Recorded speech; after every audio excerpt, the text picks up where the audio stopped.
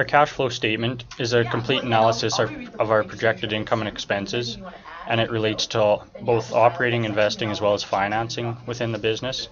We have a separate statement for each of the first 3 years in operation. So there's an initial capital investment of $2 million, which occurs in January of the first year, which is 2014. As well, in January, a loan of $1,493,650 was taken out. This, along with the initial investment, covers our initial land purchase, which is about 13 quarters, and that cost $2,756,000. And then there's approximately $610,000 worth of equipment that was purchased at the beginning as well. The livestock portion of our business, it's financed through the Alberta Breeder Finance Incorporated program. It's made available through the Feeders Association of Alberta. And the interest rate on that is prime plus 0.4%, which works out to about 3.4%. And that's a good rate for our business. Right now, that's a very good interest rate. So all the calculations can be seen in the business plan, but we can get complete financing on that. For the crops, we can get a cash advance for those. That's administered through the Canadian Canola Growers Association, and it's made available by Agriculture and Agri-Food Canada. So there's the first $100,000 of your cash advance is interest free, and with 4 owners, we could each take out $100,000, and that was more than enough to cover our operating costs for the season, the total $400,000. So that cash was able to be taken out interest free, which is really good. That's really nice for the business. That's paid off January the following year. It doesn't matter. It has to be paid off before we take out a new cash advance is the only stipulation. So by the 3rd year, we did not take out a cash advance as we had enough cash on hand to cover our operating expenses. The crops are sold in the months of October through March, so that means that not all of our crops are sold in the year they're produced. Some are held on to for the next year. But that does work fine, as I said, because our cash advance doesn't have to be paid off until later. It also works well that we sell our livestock in the fall.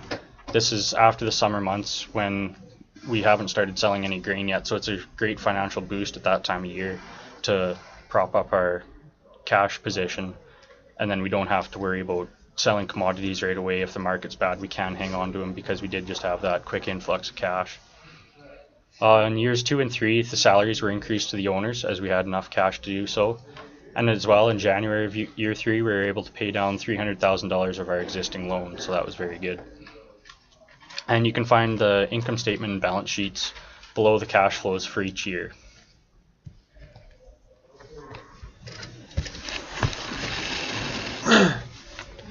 Since the sensitivity aspect of financials is very relevant in our case because our business completely relies on the commodity prices to turn a profit.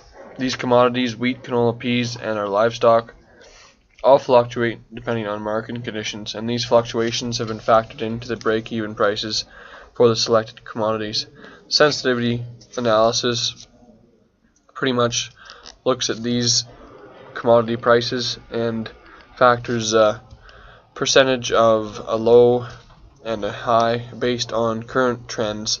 The weighted average that comes out factors in the probability of the specified price.